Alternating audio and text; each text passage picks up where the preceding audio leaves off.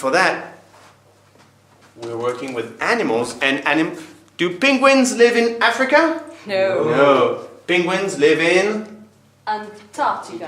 right. Antarctica. Antarctica. Africa. Africa. Europe. Europe.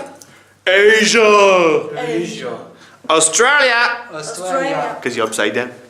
And North America. North America. South America. South America. Okay, we've got all our continents. So, penguins live in Australia? No. A little bit. Penguins live in Antarctica. Antarctica. Okay. Who wants to play? I want to play. I want to play. Okay. So let's blindfold Alice. And of course we're going to review quickly the vocabulary for that. So here you go. Here's your penguin.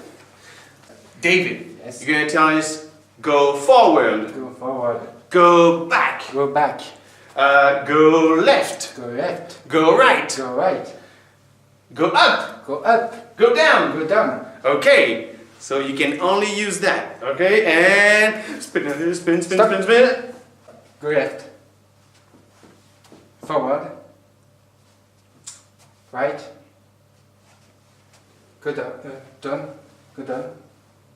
Go down. Go forward. Right. Stop. Stop. Let's see, Alice.